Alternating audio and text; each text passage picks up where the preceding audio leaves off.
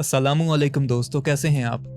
बहुत से लोग ऐसे होते हैं जिनको ट्रैवल करने का बहुत ही ज़्यादा शौक होता है और मान लो कि आप भी उन्हीं लोगों में से एक हो जिनको ट्रिप पर जाने का बहुत ही ज़्यादा शौक होता है। और अपनी ट्रिप के लिए आप लोग कंट्री सेलेक्ट करते हो फ्रांस की। अपने सारे दोस्तों के साथ आप लोग फ्रांस में जाते हो और वहाँ पर जब पहुँचने के बाद आप लोग बस रेस्ट करने के लिए किसी होटल में रुकते हो। और जब आप लोगों की आंख खुले तो आप लोग अपने आप को 300 किलोमीटर की एक वीरान जगह पर पाओ जहाँ पर सिर्फ हड्डियाँ ही हड्डियाँ हो और वहाँ से बाहर निकलने का रास्ता आपको नहीं मिल सकता क्योंकि आप पेरिस के कैटाकॉम्ब्स में पहुंच चुके हो।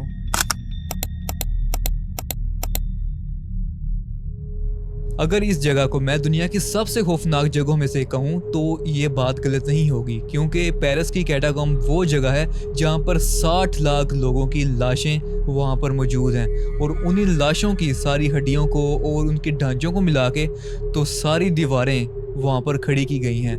वहाँ पर लोग आज भी जा सकते हैं और इस कैटाकॉम्ब्स की मैं आपको कुछ वीडियोस भी दिखाऊंगा। अगर आप लोग ये वीडियो देखने में इंटरेस्टेड हो तो फिर इस वीडियो को शुरू करते हैं। कैटाकॉम्ब की जो मैं आपको पहली स्टोरी सुनाने वाला हूँ ये 2017 की ये स्टोरी है। कैटाकॉम्ब एक वो जगह है जहाँ पे टिकट लेने के बाद आप लोग वहाँ पे घूमने फिरने जा सकते हो। सिर्फ पब्लिक के लिए 0.5% का जो हिस्सा है वो अवाम के लिए खोला गया है कि आप लोग टिकट लेके वहाँ पर जाके घूम फिर सकते हो। और वहाँ पर बहुत से पैरानॉर्मल इन्वेस्टिगेटर वगैरह और एक्सप्लोरर जो वहाँ पर जाके अपनी सारी रिसर्च करके तो वापस आ जाते हैं और वो लोग बहुत लकी होते हैं। लेकिन जो भी लोग वहाँ पर इससे हाथ से आगे जाने की जो कोशिश करते हैं वो पलट कर वापस नहीं आते और अगर चले जाएं तो बहुत कम चांस होते हैं कि वो बच के वापस आएं। इसी तरह की आज एक स्टोरी सुनाने वाला हूँ जो 2017 की है और ये दो भाइयों की स्टोरी है। और ये दो भाई भी यही सोचते हैं कि हम लोग भी टिकट लेके यहाँ पे चले जाते हैं, लेकिन जब सारे लोग कैटाकॉम्ब से जब बाहर चले जाएंगे, जब टाइम आउट हो जाएगा तो हम लोगों ने बस ध्यान रखना है जब लोग वापस जा रहे होंगे हम कैटाकॉम्ब के उस 0.5 हिस्से के बाद वाला जो हिस्सा है हम लोग उसके अंदर चले जाएंगे। कैटाकॉम्ब एक इतनी बड़ी जगह है कि सिर्फ अभी तक 0.5% जो है ये सिर्फ आवाम के लिए रखा गया है। बाकी 99.5% के अंदर क्या है क्या नहीं है ये अभी तक कोई नहीं जानता। सिर्फ 4 पुलिस वालों की एक स्टोरी है जिसकी वजह से कुछ हिस्सा सामने आया है और वो भी मैं आपको इसी वीडियो में सुनाने वाला हूँ। तो फिर आप लोगों को पता चल जाएगा कि ये जो स्टोरी है ये कितनी ज़रा हॉरिफाइंग होने वाली है। खैर, पहली स्टोरी पर हम लोग आते हैं कि जब दो भाई वो इंतज़ार कर रहे होते हैं कि सारे लोग जब वहाँ से चले जाएंगे तो हम लोगों ने यहाँ पे अंदर जाना है। और उस टाइम पर तो वो लोग इसी तरह वहाँ पे घूम रहे होते हैं जैसे बाकी लोग घूम रहे होते हैं। तो जब बाकी लोग सारे जब कैटाकॉम्ब से बाहर जाना शुरू कर देते हैं तो वो दो भाई यही सोचते हैं कि ये अभी बेस्ट टाइम है, हम लोग उस रास्ते की तरफ अब जाना शुरू कर देते हैं। अब वो लोग उस 0.5% के आगे की जो हिस्सा होता है वो वहाँ पे जाना वो शुरू कर देते हैं।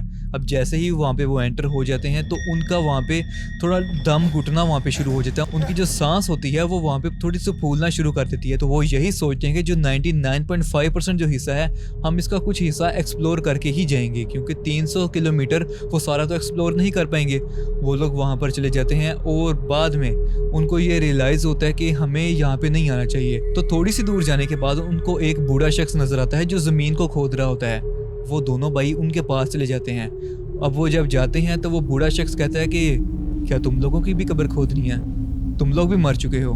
तो वो लोग ये सुन के बहुत ज़्यादा डर जाते हैं और वापस पीछे की तरफ वो भागना शुरू कर देते हैं। अब जैसे ही वो दोनों भाई पीछे भाग रहे होते हैं तो उनमें से एक लड़का जो होता है वो पीछे मुड़ के वो देख लेता है। अब जैसे वो पीछे मुड़ के देखता है तो वो वहाँ पे कोई भी बंदा वहाँ पे मौजूद नहीं होता जो वहाँ पे ज़मीन की खुदाई कर रहा हो। अब उन लोगों को इस बात की समझ लग जाती है कि यहाँ पे हमारे अलावा और भी बहुत से लोग हैं। इस वीडियो के स्टार्ट में मैंने आपको बताया था कि कैटाकॉम्ब के अंदर 60 लाख लोगों की जो है ढांचे वो मौजूद हैं जिसको सजा के लोगों ने दीवारें बनाई हैं। अब वो दोनों भाई वहाँ से भागते हैं बाहर की तरफ। अब जैसे ही वो बाहर की तरफ भागते हैं और दरवाजे को जाके वो नॉक करते हैं, जो एंट्री का रास्ता होता है वो दरवाज़ा बाहर से बंद हो गया होता है। तो अब वो लोग डर के मारे वहाँ पर बैठ जाते हैं कि सारी रात अब हमें यहाँ पर ही गुजारनी पड़ेगी।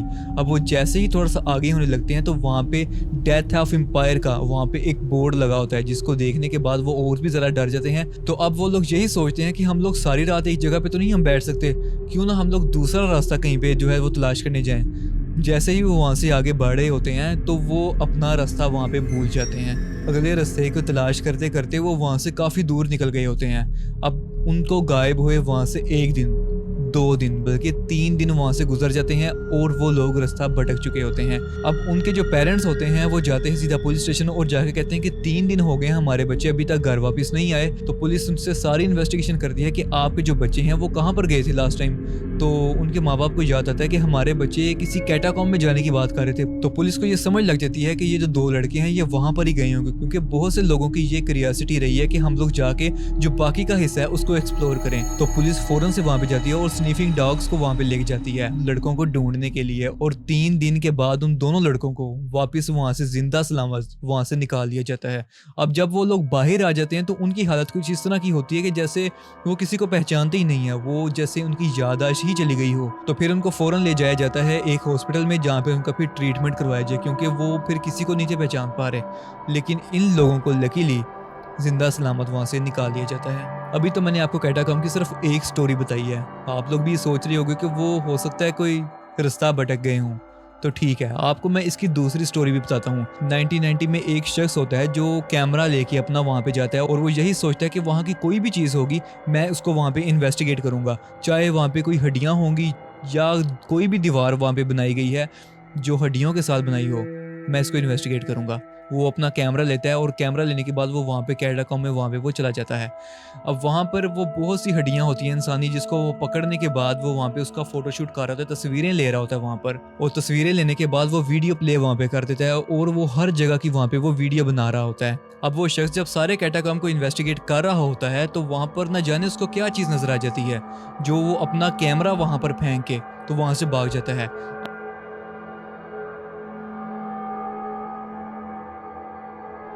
ये जो वीडियो अभी आप लोगों ने देखी है ये वही वीडियो है जो उसके कैमरा से रिकॉर्ड हुई है।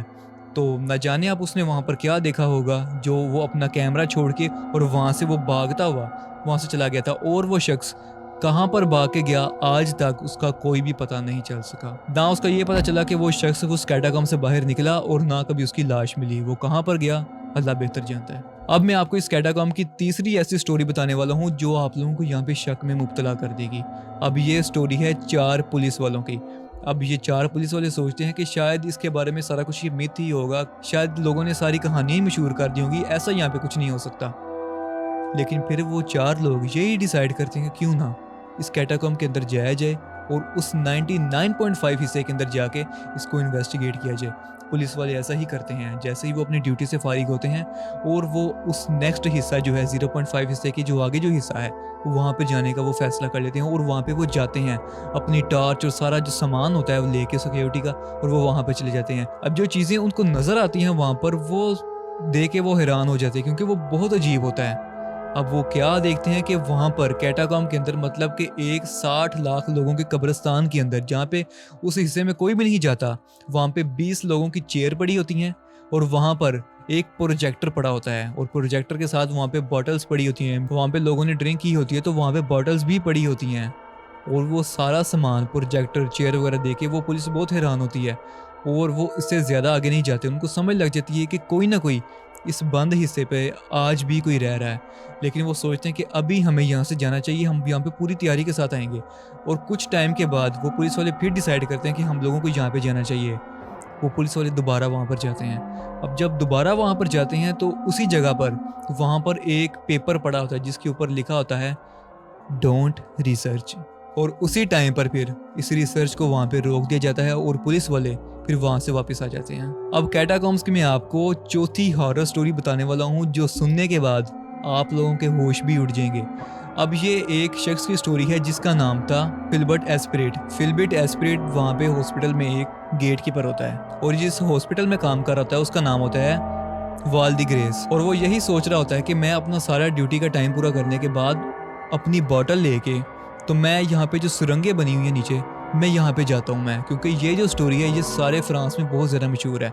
अब वो ऐसा ही करता है, उसको इतनी ज़्यादा क्यूरियोसिटी होती है, वो अपनी जो बॉटल होता है वो लेकर और उस सुरंग की तरफ वो जाना शुरू कर देता है।